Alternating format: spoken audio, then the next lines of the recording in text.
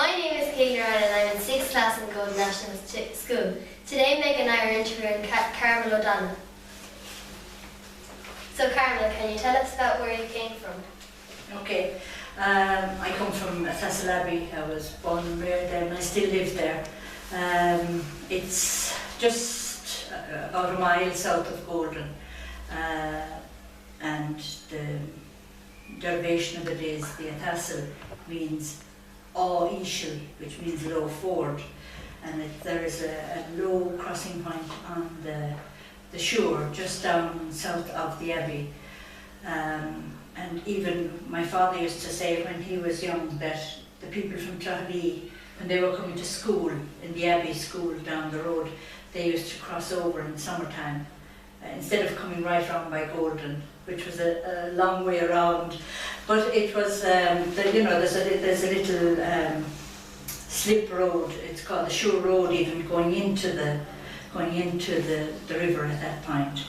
And the houses in Thistle, would they be mostly described as new houses, or are a lot of the original houses there since your time and before your time? Nowadays there would be some new houses.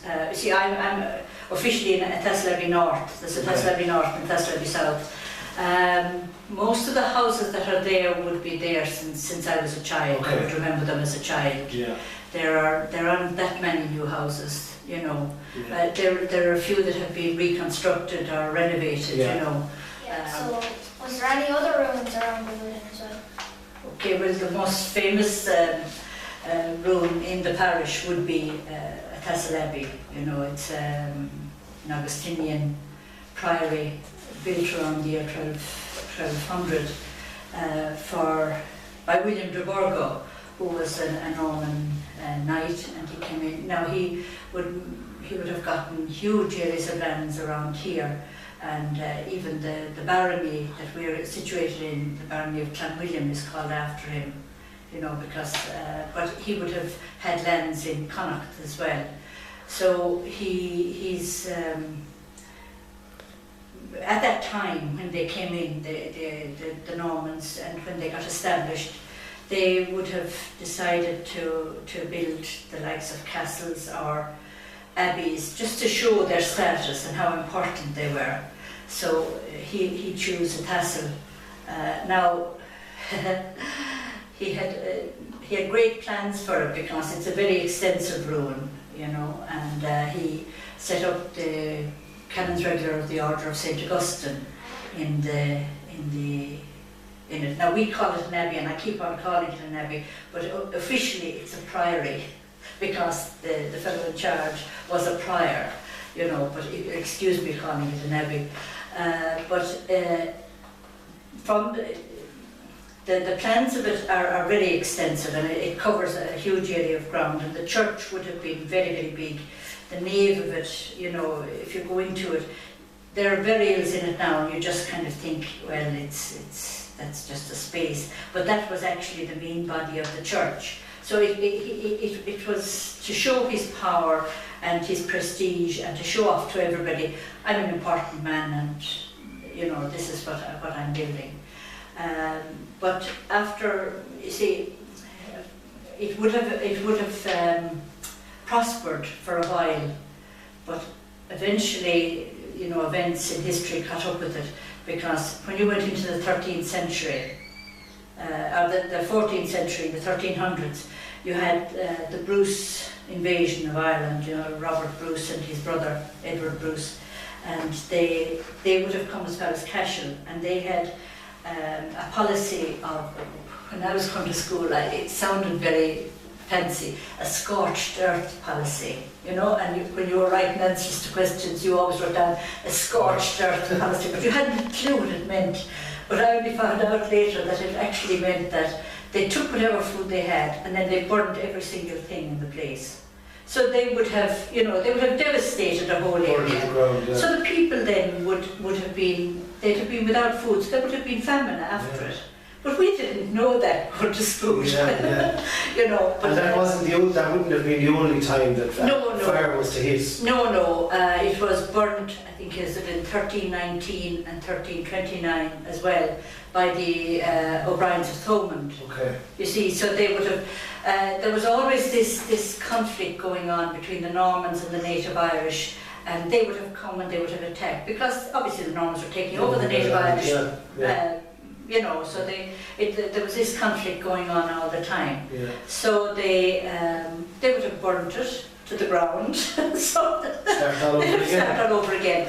And I think that the actual nave of the church would have been burnt and left burnt, and that they would just have consolidated into the what is now the choir of the church, and the areas, you know, that they could have lived in.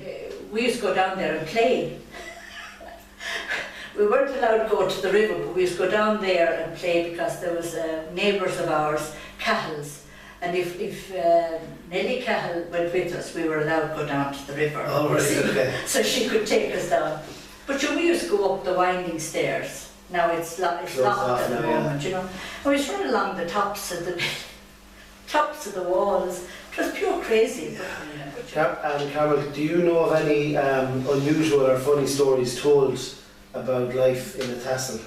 Well, the main story was the one about the Red Earl, you know, and everybody knows that when about that he came back to a tassel when he was, you know, the thing was about the Normans that when they built these places, they were a place of retirement for them. That if they wanted to go back when they were elderly or injured in battle or whatever, that they could go back there and retire from the world, and then do prayers and penance to try and make up for all the people they'd killed in their lives and try and get to heaven. But the Red Earl anyway was there, and he was dying. The story goes that he was dying, and he was very, very thirsty, so he was looking for water. So the servants went off to look for water for him, and they went out near where the gateway, they see there was a mill stream running along there. And they went out there to get water for him, and that had dried up, no water. So they went back then to the river to get water for him. And by the time they got back to him, he was dead of thirst. That was, you know, that was the story. But anyway, there was also stories when we were young about there being an underground passage from there to the Rock of Cashel, you know, because those stories are everywhere about underground passages. Now, there might have been a souterrain, at some sort, you know. Hardly all the way to Cashel. Not all the way to Cashel. You know, when you got old enough, you realise, how do they get under the river and all this kind of thing, you know, it daunted you. It's a fair spin over to Cashel. It would be a fair spin, but those kind of stories were around, you know. The previous folklore study that was carried out in the school or in the parish here 75 odd years ago. I would have read it.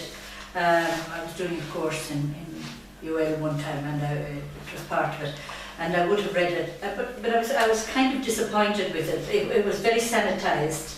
It was all written in beautiful handwriting, you know what I mean? Not the kids. Well, it would have been the children's. Some of it was the children's. It was all the children's, but I'd say the best handwriters were chosen to write it, you know, which isn't... All the stories from the Golden One were in the same handwriting, weren't they? Some of them, more or less. They were the good writers. And I was disappointed because there were just a few stories. Now that story that I told you about the Red Earl, that was in it. Part of it. And I think it was my uncle that actually contributed it, you know. Oh, right. He's dead now, but... and do you know of anybody else, or could you tell us anybody else around the area that may have been involved in it? Some of the names. Vera Fay, she was married to an uncle of mine as well.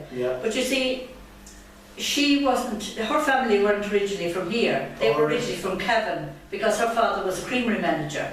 Oh, right. Do you know what I mean? So the stories that she would have got, and I think she got them from her mother, wouldn't have related to around here. They might have been a kind of a folklore. They're just stories that you hear everywhere. And I think some of the Blakes had stories as well in it. And I think Maggie Ryan as she is now, she was Maggie Maher. Oh, right, okay. I think she would have been in them. And I think Maura O'Connor's, she would have been more out of wire at the time. Now she's still alive. The two of those are still alive. Oh right. Well, the only other person that I was aware of, I didn't realise that, I didn't know that woman, but do you remember Joe Blake? Yes. He was an adult. Yes. In one of the, he was the one that gave the story. And he was quite young, you see. Yeah, he was like 19 or something. Yeah, you see, so, I mean, they didn't do anything about cures or, you know, folk traditions around the place, or even Irish words still in use. Yeah. Because, you know, there was a huge amount, even I think the ones from Thomastown, they were more extensive. Comprehensive, yeah. And there was a teacher teaching here, Miss O'Sullivan, and it was her brother, Sean O'Sullivan, who was in charge of the folklore commission. Yeah. So I'd say it was kind of only a token. Just to say that it was done. Are there crops that you would have grown when you were younger that wouldn't normally be grown anymore, or would only be grown in much larger volumes? Well, you see, we didn't have silage at that time, so you had hay. Okay. You see, so you had the grassland, but you also had turnips, mangels, sugar beet. Yeah. And the main crop potatoes, all of those would have been grown at home. Yeah. Yeah, because you see, you needed the mangels and the turnips to feed the cattle for the winter, because of the winter. Yeah. You see, so. And what about other vegetables that were used in the house? Oh, but they were grown in the haggard. Oh, right, okay. You see, we had the haggard at the back of the house. And now some people would call it a kitchen garden, but it wasn't a kitchen garden, it was a haggard. And we had a few apple trees in that, and we had rhubarb, and we would have grown the early potatoes there, and also things like carrots, mainly cabbage. Now, cabbage was the big one. It was the big one, and we would have grown carrots sometimes, but they used to get carrot root fly. And a few parsnips. I remember parsnips because my father was very fond of parsnips. Oh, right, okay. They would be exotic, would they? Yeah, and we grew beetroot a lot. Yeah, because we always loved beetroot. Yeah. And was it served the same then as it is now? Because my grandmother showed me how to cook it. Yeah. And I mean, my grandmother died when I was only 12 or 13. All right. But I knew how to cook beetroot and how to put it into jars and what to do before I was that age. Very good. Meals that were served and how food was eaten at the time. Oh, meals were very, very ordinary in our house. Well, the breakfast was the normal, you know, you'd have porridge or cornflakes or tea and bread and butter. We didn't have toast because we didn't have a toaster. Yeah. Toast was a kind of a thing you used. We had an open fire when I was a child, first of all. Yeah. And so if you wanted toast, you put it on the end of a fork and you toasted it at the fire. Yeah. You see? So we didn't have toasters. So then the dinner was nearly always bacon and cabbage and boiled potatoes. You know, that was it, full stop. Except on a Friday, you had fish on a Friday, every single Friday. Yeah. Now it was either smoked haddock, which my mother used to boil with a white sauce and onions, which was lovely, or else whiting. Oh, yeah. They were the main ones. Now, if somebody was fishing on the river, sometimes a neighbour of ours used to have a box at the weir, and he used to catch eels. Oh, yeah. And he'd bring up a sack, you see, a canvas sack, and there'd be these things whirling around the bottom, but they were eels. And we'd have eels and that, and they'd be for the supper. Yeah. We'd get those for the supper. And would that have been a real treat? Oh, it would have been a treat, it would have been a treat. And then on Sundays we would nearly always have maybe a chicken because we reared our own chickens. Oh, very good. Okay. You see, so we had our own eggs as well. Yeah. And then we always had geese. So in the autumn we'd have the young goslings, you know, they were for the table, they weren't out here. And we nearly every Sunday in the autumn time you'd have a roast goose for your dinner. Then we see when she killed the goose, she kept. My mother she'd cut off the wings, and the wings were used for dusting in corners. Oh, right. You've never seen that, you no, see? No. Yeah, but that's all part of what happened. And then she drew the blood. She cut the neck and drew the blood. And the blood was actually cooked. The blood of the goose was cooked for supper that night. Now, there's only one other person I've ever heard who had bread of a goose. It was mixed up with onions, chopped onions, and breadcrumbs, and boiled. And it was lovely. Yeah. You know, Didn't do you any harm. It doesn't sound, no, The girls never okay, heard that. getting a bit faint there. So the supper, you see, was usually we'd have a boiled egg and bread and butter for the supper. Or, as I say, you know, when we'd have the goose, we'd have those kind of things. We didn't normally have desserts, except in the winter time. Now we'd custard and stewed apple. Oh, yeah. Or we'd have custard and they always custard because we had our own milk from the cows. Yeah. We had custard and stewed rhubarb, or we had bread and butter pudding, but it was only called bread pudding that time. Okay. But or she'd do rice. Oh, yeah. You know, saying you come home from school in a real cold evening to get a bowl of rice with jam and it was lovely. Yeah. Can you remember any things that were served or used at that time that would never be served anymore? You never hear of it served anymore. Well, the blood. Yeah, it's definitely before. yeah. Now, but when we kill a pig, you know, say I remember as a child pigs being killed at home, and you know they used to do it out in the barn, you know, and you weren't allowed out, you know, you heard the squealing though, but that was it, because we'd have had our own pigs, you see. Yeah. You see, it was a real mixed farm at that time. It wasn't as specialised as nowadays. Yeah. So I suppose the focus wasn't so much on production rather than no, it was food for yourself. It was food, you know. So we were almost self-sufficient on food. Yes. You know, apart from bread or you know, flour had to be bought for making bread. My mother made soda bread. Yes. We never had brown bread for the simple reason that during the war, seemingly rye flour was used, and my father got an aversion to this, what he called black bread. Oh. So we never had brown bread as youngsters. Now it came in then later on, but we had, you know, no, there was no interest in that. There wasn't. But no, you see, there wasn't much difference. I mean, we were all living very active lives. Yes. You know what I mean? So it was a different kind of a diet that we had, you know. Yeah. Oh yeah, vessels that were used at home when you were younger. Can you remember of any of those that would no longer be needed or used in houses? Okay. When I was a small child, things were cooked, as I said, over the fire. So they were used. What was used was, you see them with flowers in now, the little black pots. Oh yeah. You know, so you had there was a little one for the bacon and cabbage, but there was a bigger one for the potatoes. You know, and even the kettle was black because it was over the fire until we graduated into until we graduated to the electric kettle. You know, I don't remember the electricity coming in. It was in before you know, even before we got a fridge, we had what's called a meat safe.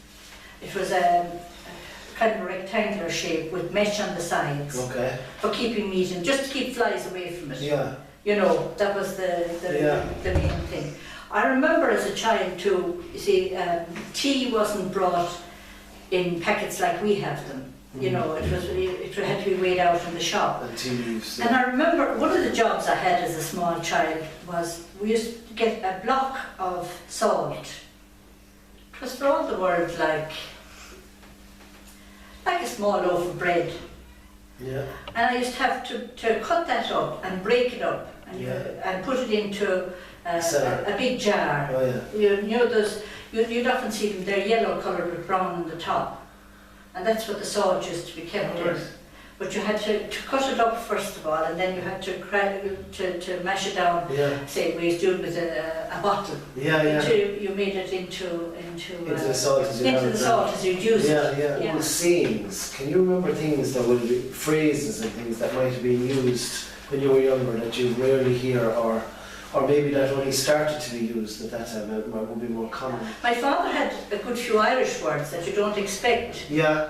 That would be thrown in, like. That would be thrown in, you know, not just the obvious, the skach, or, I mean, there was never a bush called a bush, it was always a skach, you know, or, the smithereens. I remember one time he was saying about, you know, the yellow flag iris, the flower that goes in wet places. And he said something about those Philistrons. And I said, of course, with my book learning, they weren't Philistrons, that they were yellow flag Irish. So when I went to the dictionary, the Irish for this plant is a Philistron. And that's what he used. That's the word, yeah. He didn't know the other one, you know. And another time there was an animal in the yard during the summer when she shouldn't have been there, she should have been out the field. Yeah. And I remember saying to him, why is she still around? I said, she's Goblachen. And I said, so when I went over, I didn't understand it. So he said, come over. And when you actually saw her, her upper jaw came out completely over her lower jaw. Yeah. And she wouldn't have been able to eat grass. You know, she would have been able to be picket in the field. Yeah. So she would have starved, so he was feeding her inside. But anyway, it was exactly like a duck's beak. Goblachen. A Goblachen. She's Goblachen, you see. And I mean, he had things like that, you know, that... And people don't think there's Irish around. Yeah. But there was a lot lot of words that, yeah. Fairy stories and things like that. You see, there would have been the usual about the black dog and all that kind of things, but I mean, my father, you see, they used to go to the village every night, so you, or whenever. Yeah. So, I mean, they obviously walked. Yeah. And now he didn't drink, so it wasn't drink. They used just go up for divilment, pure divilment, just to meet the others, and they'd be knocking on people's doors and things like that they shouldn't have been, just pure divilment. And he swore anyway that the black dog ran across the road in front of him one night, out of the fort. There's a fort on the road across in front of him as he was coming home. And what was the meaning behind the black dog? Well, it was kind of a warning, you yeah. know, to be kind of a warning. Yeah. Or, you know, you'd often hear people, they'd be talking about the banshee, they heard the banshee, you know, but I mean, I'd say it was only foxes. Different things, making noise in the night time, you know, that kind of a way. Yeah, depends what way you want to read. Depends on what way you want to read about. But you see, it was a kind of a different life, you know what I mean, because we didn't have television until I was, I was about 12, we got television, or later, you know, so every stories night, you know, you did, or the stories, see, my grandmother used to tell me stories about the troubled times, you know what I mean, the fellas on the run and all that kind of thing, you know, and they used to use our house, they used to come in the window, at the back of the window, a back window, when they were on the run, you know, and my grandmother used to say that sometimes then if their pantses were wet, what they'd do is they'd put them on chairs around the fire to dry so that they'd be ready to go in the morning. And what she used to do was, say if there were knees out of pantses, she'd mend those. She'd hear them because her room was off the kitchen. And when they'd go off, she'd hear them, so she'd put a patch maybe on the knee of a pants. Or she'd know who'd be in the house. The only way she'd know who'd be in the house, one of the people that used to come was Petey Gilfy. He'd have been an uncle of Pat Stapleton's. And his mother had relics and medals and all kinds of things sewn on the inside of the band, of the band of his pants. And she'd know he was in the house if she saw all those. Have you noticed many changes, Carmel, in the village since you were small? Well, I suppose I have. A lot of the same people, you know, would have been around, you know, you'd notice that. There are a few more houses. Obviously the houses across the road were built. In the 70s, they were built in the 70s, I remember those being built. And the ones on the green, you know, where the fair green was, the four, what they call the green, they're near Cash's. They were built in 1972. Now, and the other ones there and where was there when I was a child. And Rathcalling wasn't. But you say when the school was over in the Poplar Hall back in '64, we used to go down the back of Ardwera, you know, and come out below at the bottom of the village, near the bridge, near the creamery.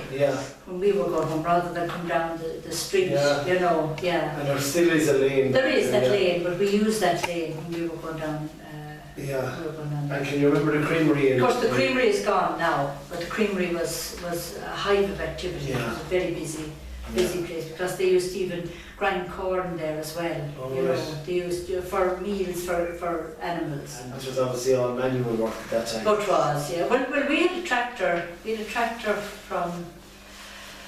Oh, what did I see? We had a tractor in the 50s. Late 50s, I'd say we had. And can you, would many other farmers have had a tractor at that time? Not a huge amount, no. And would you have been asked then to help out others because you had a tractor? Well, you see, what they did was then they adapted some of the machines to go behind the tractor rather than the horses. Oh. I remember the horses ploughing and things like that as well. And you see, my uncle lived next door to us, so the two places were kind of run, once one job done. You'd share they shared the implements and shared the Yeah. horses. They had one horse and we had the other horse. Okay. So the two horses worked together, and it was always my uncle who worked with the horses. Yeah. You know. Wow. Yeah, and then a lot of say when they grew the turnips and the beet and all of that kind of thing, they had to be hoed by hand, Yeah. you know. Yeah. So, but there'd be 3 or 4 men working together. You obviously had water in your time. That was in the, No, in the not in the early 50s, no. Okay. When I was young, that was another of my jobs, going to the well for water. Yeah. So I'm very good at bringing 2 Yeah. buckets. Well, when I was young, you'd only bring 1 bucket. Yeah. But then you Two graduate, was you really had the easier in 2. some ways. This 2 is a lot Yeah. easier because you see, I didn't wear trousers. You didn't wear trousers then, so Yeah. you had a skirt or a dress on you, and sure, the side of the dress would get drenched from splashing the water. So Yeah. you know, it was a lot easier to have To balance. the 2 of them. Yeah. It was only in the 1970s that, you know, well, we had a milking machine in the 60s, but it was only from the 70s when the common agricultural policy and all this thing came in that things started getting modern. Yeah. You know. We'll leave it there so for the moment. Okay, that's Yeah. grand.